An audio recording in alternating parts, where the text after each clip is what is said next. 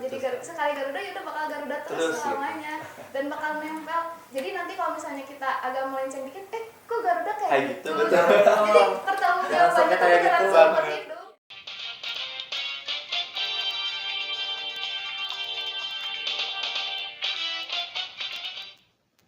Menjadi seorang pramuka Garuda tuh tidak semudah membalikan telapak tangan dan semudah yang orang lain lihat gitu ya. Banyak proses yang harus dijalani dan juga tentunya harus menjaga nama baik. Betul sekali, itu yang paling baik dan penting.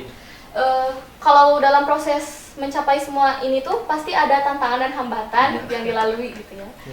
Kira-kira boleh gak sih di-spill apa aja tantangan dan hambatannya?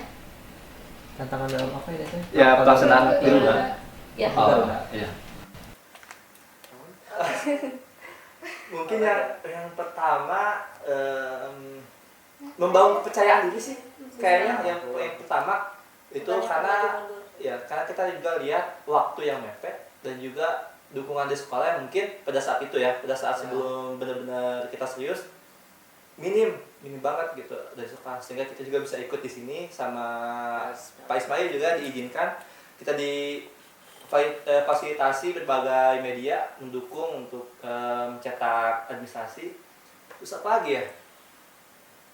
Yang paling tantangannya kita, yang paling penempuhan berbagai penempuhan kita untuk bisa mencapai memenuhi syarat yang ada di SPG-nya. SPG gitu. Banyak banget soalnya. Banyak banget. Nah itu kita merumuskan satu portofolio itu tebalnya hampir kayak kita mau skripsian guys. Hampir-hampiran lah kayak semi skripsi gitu. Semi skripsi, walaupun nggak tahu tebal tapi ya itu man. Isinya juga harus dipertanggungjawabkan semua gitu. Gak ada tambahan? Kalau dari aku apa tadi teh hambatannya selama pramuka Garuda? Kan kalau misalnya pramuka Garuda mah kita gak ngajuin dana ya, karena cuman tinggal ngajuin, bukan cuman sih tapi karena kan udah dari Bantara Laksana dan pramuka Garuda tinggal seleksi administrasi. Kebetulan waktu itu tuh kita tuh lagi susah-susahnya gitu ya di pramuka, bukan susah gimana ya? Aduh, disupil aja. Susah menghubungin pembina, susah menghubungin pembantu pembina. Kebetulan banget waktu itu saya lagi jam-jam krisis.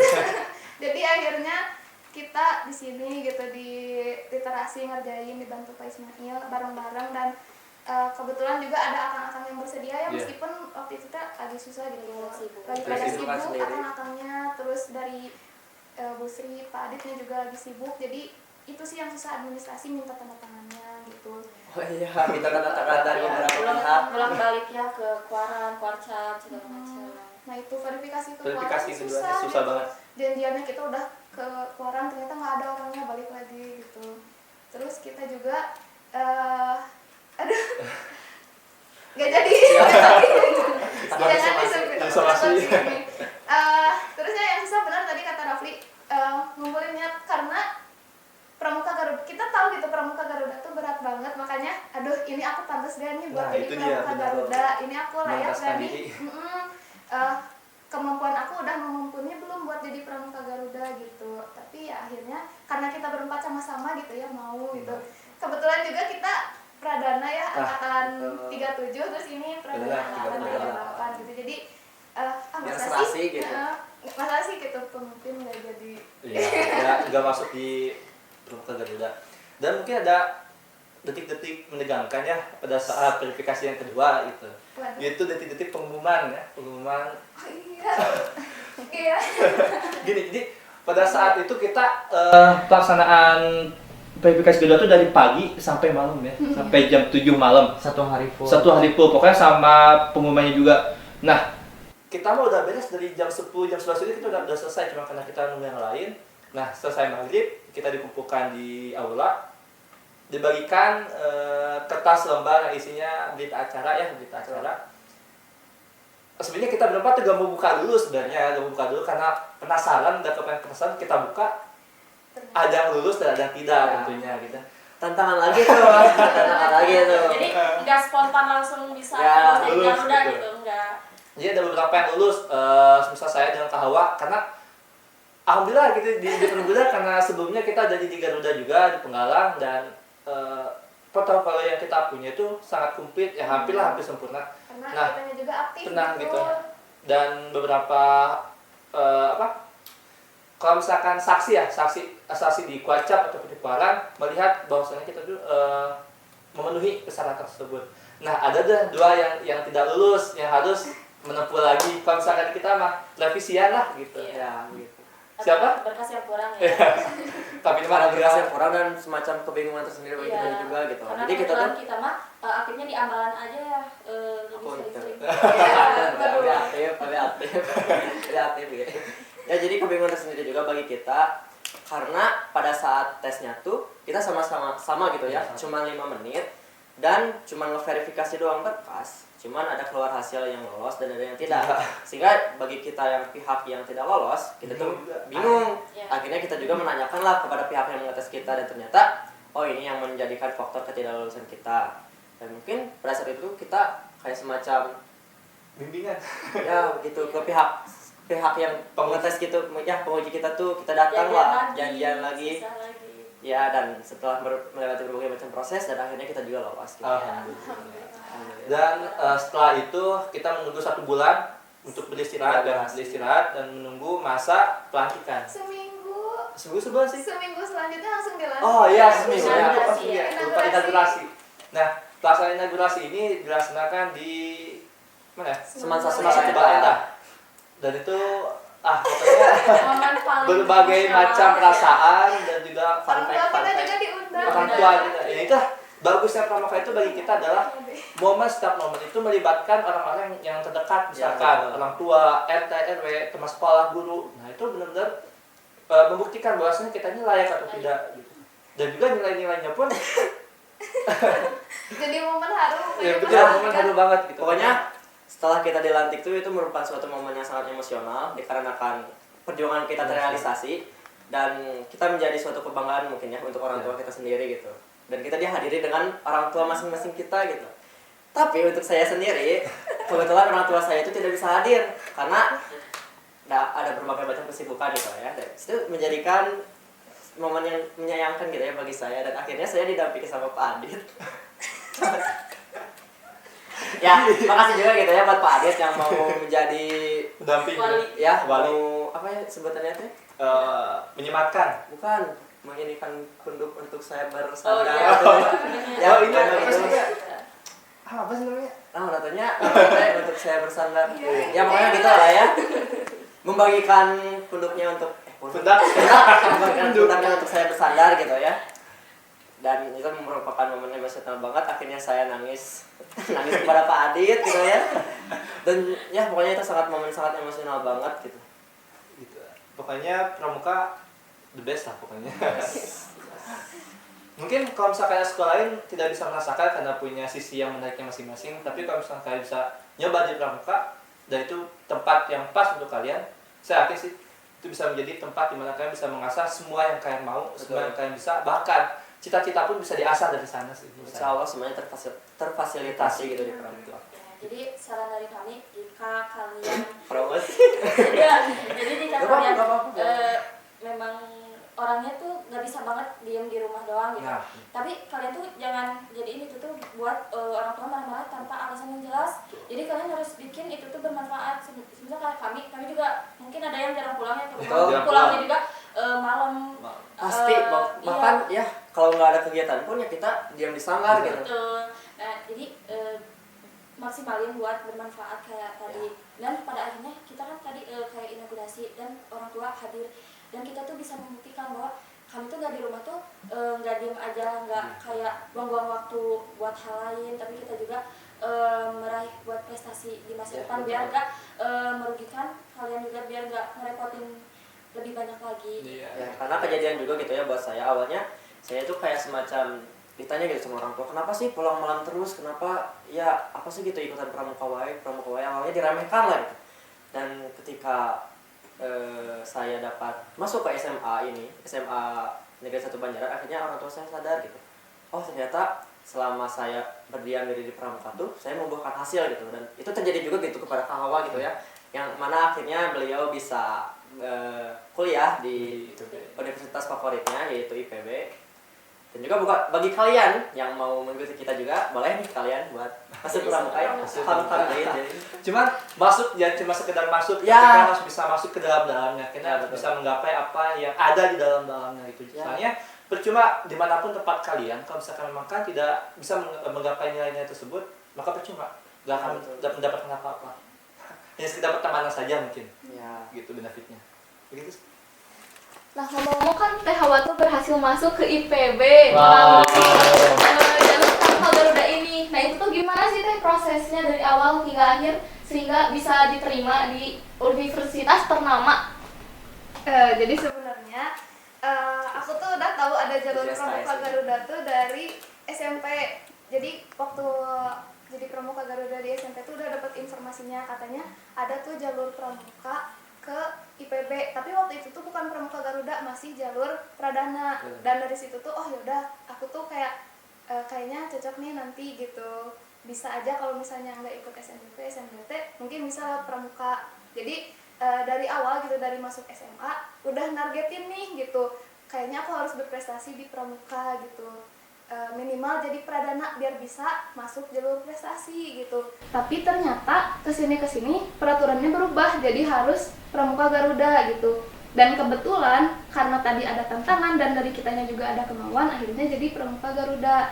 Dan emang IPB tuh kampus impian aku gitu dari SMP, jadi nargetin gitu, pokoknya nanti harus bisa masuk IPB lewat jalur pramuka gitu. Terus tapi siapa sih yang nggak mau gitu lewat SNBP, karena suatu kebanggaan sendiri gitu masuk universitas lewat SNBP. Jadi sebelum aku daftar ke IPB lewat jalur pramuka, itu aku daftar dulu SNBP, ngambil IPB juga. Tapi kadarullah belum keterima, waktu itu tuh dapat merah. Tapi karena punya cadangan gitu, punya pramuka, punya Japres Garuda, ya udahlah santai dulu aja gitu, santai sih gitu, masih punya prestasi gitu. Terus dari situ aku juga penasaran, pengen daftar lewat UTBK. Aku juga daftar lewat UTBK waktu itu, cuman kebetulan gak ngambil IPB karena tergoda lah bukan jalan. Jadi UTBK dan kadarullah juga gak keterima. Terus waktu itu juga sempat daftar juga ke Poltekkes, itu juga ketolak. Dan akhirnya mungkin aku tuh kayak mungkin ini dari awal tuh emang harus masuk ke IPB lewat pramuka gitu, karena dari awalnya juga udah tertarik lewat pramuka, terus udah disiapin juga udah jadi Pramuka Garuda. Mungkin sayang banget nih kalau misalnya nggak dicoba jalur pramuka. Akhirnya setelah ketolak 3 kali tuh SNBP, SNBT sama si Mama Poltekkes, akhirnya daftarlah jalur PIN, Prestasi Internasional dan Nasional, ke IPB lewat pramuka. Waktu itu tuh ada hawar-hawar bakal dapat uang pangkal, jadi maju mundur gitu daftarnya. Tapi kata orang tua tuh ya udah daftar aja gitu, siapa tahu tiba-tiba nggak jadi si uang pangkalnya. Jadi waktu itu aku ngajuin berkas ke Kuarda. Di sana tuh lumayan ribet karena harus ada surat pengantar dari sekolah, dari Kuaran, Kuarcap, terus baru ke Kuarda, baru dari Kuarda dapat surat rekom buat ke IPB. Terus waktu itu tuh lama banget nunggunya, dari Kuarda juga minim konfirmasi, jadi lumayan deg-degan karena kalau misalnya ini nggak dapet mungkin aku bakal gap year gitu ya, jadi deg-degan banget. Tapi karena alhamdulillah administrasi aku lengkap, terus sertifikat yang dirampilin juga lumayan banyak, jadi dari Kuarda tuh akhirnya dapat rekom. Terus setelah dapat rekomendasi dari Kuarda, aku tuh daftar PIN gitu di IPB. Daftar PIN itu sebenarnya bukan PIN tuh bukan pramuka doang, jadi di sana tuh kita harus bersaing juga sama prestasi-prestasi yang lainnya. Ada prestasi dari olahraga, dari tahfiz, sama dari ketua OSIS ya, sama ada dari Karitus Ilmiah atau yang kayak gitu.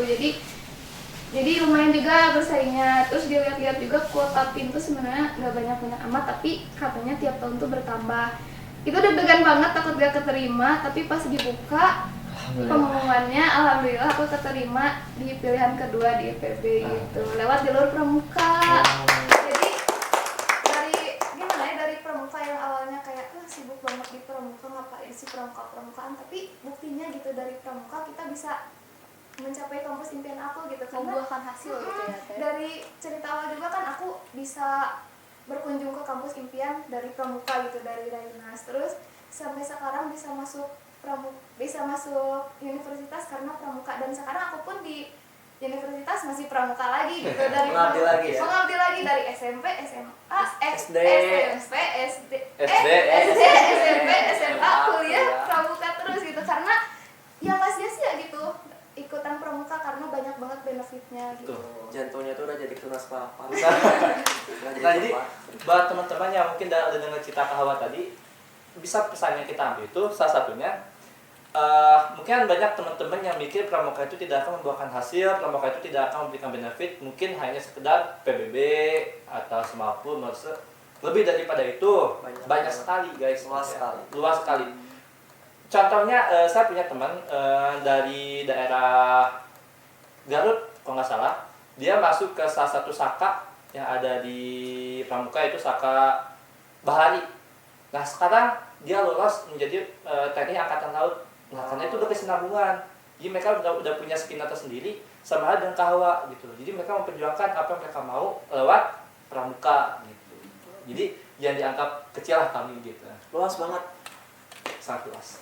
Dan teman-teman sekarang bukan cuma IPB doang yang buka Betul. jalur prestasi pramuka, udah ada UIN, ada UNJ, dan bahkan kampus-kampus lain pun udah buka jalur prestasi gitu buat pramuka. Jadi pramuka tuh sespesial itu gitu, apalagi kalau pramuka Garuda itu bakal bisa masuk ke kampus impian dan terutama kampus negeri gitu.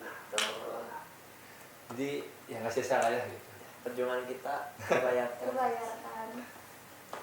Nah teman-teman, kalian penasaran gak sih gimana cara Akang sama Teteh ini tuh memanage waktu gitu antara meraih prestasi sama aktivitas lainnya? Boleh nggak nih Kang dikasih tips gitu ya buat membagi waktu? Gini, kalau misalkan untuk membagi waktu, karena kita ini dasarnya udah punya skill manajemen waktu gitu ya, kita udah bisa membuat schedule mana nih waktu yang paling harus kita prioritaskan. Kalau misalkan memang waktunya berhadapan bersama-sama gitu ya, dan sama-sama penting misalkan. Nah, kalau misalkan pribadi saya sendiri, bagaimana menyeimbangkan antara prestasi pramuka dan juga di sekolah, gak bisa dijelasin, cuman mengalir aja gitu sebenarnya, mengalir karena udah terbiasa gimana caranya kita memanage waktu gitu, entah itu kegiatan sekolah di luar atau segala macam. Karena bagi kami itu pramuka itu udah ada jadwal dan harus ada jadwal gitu. Dan di luar itu bonus nih bagi kita mah gitu. Jadi kejuaraan di luar pramuka itu adalah bonus bagi kita. Jadi ya udah pramuka mah jalan, ini juga jalan bisa, bahkan pasti. dua-duanya pun bisa berjalan gitu barengan gitu. Jadi nggak bisa jelasin sih, cuma karena mengalir. Selain dari waktu juga, itu tuh cara membedakan prestasi dari akademik sama non akademik itu tuh ada dukungan dari guru, yang mana ada juga ya guru di semester 1 Banjaran yang asalnya dari alumni pramuka ya. Jadi banyak guru yang mendukung gitu siswanya untuk aktif di prestasi dan akademik gitu, kayak mengikuti perlombaan itu harus ada dispen. Nah jadi banyak juga guru yang bakal mendukung itu. Selain kita waktu ya, bermasalah di waktu, guru pasti bakal dukung kalian, karena tanpa dukungan guru juga kita mungkin gak akan balance ya prestasi di akademik sama non akademik gitu. Dan harus diketahui juga, enggak sedikit guru yang menyangka kita ada di non akademik, dan banyak juga guru yang menginginkan kita ada prestasi di non akademik. Jadi buat teman-teman sebisa mungkin kalau misalkan kalian memang mau aktif di salah satu ekstrakurikuler, rekan-rekan harus bisa deketin guru-guru kalian dulu terlebih dahulu gitu. Itu kunci paling utama. Kalau misalkan mereka udah percaya sama kalian dan mereka udah ngizinin nih kalian mengikuti kegiatan-kegiatan, menggapai prestasi, dan insya Allah kalau misalkan kayak gitu mah guru-guru juga bakal mengerti dan memberikan inisiatif nilai gitu untuk kalian walaupun kalian tidak mengikuti pembelajaran tersebut. Contohnya kemarin kegiatan Remaja Nasional kita berapa hari? Hampir setengah bulan? 15 hari ya? Ya 15 hari kita tidak ada di sekolah, kita nggak ngerjain tugas, kita pokoknya udah kita kosong. Tapi datang ke sekolah kita enjoy, kita nggak terlalu banyak beban kecuali mungkin yang kelas 12 gitu ya. Kalau saya pribadi sih karena ditanggung sama Pak Rudi ya alhamdulillah gitu. Cuma yang kelas 12 kan mereka lebih beda lagi gitu. Agak beda ya. Cuma ada juga nih satu tantangan yang paling besar ya menurut saya. Ketika saya masuk pertama kali ke sini, mungkin banyak banget saya tidak mengikuti MPLS, terus MPLS. camping saya ikut, MPS cuma beberapa hari. Nah, setelah masuk ke kelas dan mendapatkan kelas, saya langsung libur atau mendapatkan dispen 2 minggu lebih lah, kurang lebih 2 minggu lebih untuk mengikuti Jamboree Nasional. Nah, pada saat saya kembali lagi ke sini, saya hampir di DO sama sekolah. Karena ada beberapa guru yang, kok ini anak baru masuk tapi udah banyak dispen, hampir melebihi batas gitu. Tapi menurut beberapa guru BK membela bahwasanya hal ini resiko daripada sekolah yang menerima jalur prestasi gitu. Jadi buat kalian yang mau berprestasi jangan takut gitu. Karena guru-guru pun ada yang mengerti walaupun banyaknya yang tidak mengerti gitu. Segitu sih. Mungkin sebelum podcastnya berakhir bisa nggak sih Akang sama Teteh tuh menyampaikan sepatah dua patah kata gitu ya, pesan dan saran biar bisa kayak Akang sama Teteh. Mungkin mulai dari Pasingan. Mungkin kalau misalkan untuk diri kita gimana ya, lebih baik kalau bisa mah jauh lebih baik dari kita gitu, dengan cara yang kalian miliki. Misalkan tekuni apa yang kalian bisa, tekuni apa yang kalian mau, dari situ kalian bisa mendapatkan hasil. Contohnya kita tekun di akademik, maka kita juga bisa mendapatkan hasil daripada akademik tersebut. Kita tekun di misalkan di pramuka nih, contohnya bisa seperti kita di pramuka. Kita tekun di paskibra, kita bisa sampai ke tingkat nasional. Jadi apapun yang kita tekuni, apapun yang kita relakan, perjuangkan, insya Allah pasti bakal tercapai. Gitu sih penjelasannya. Sok lanjut dulu.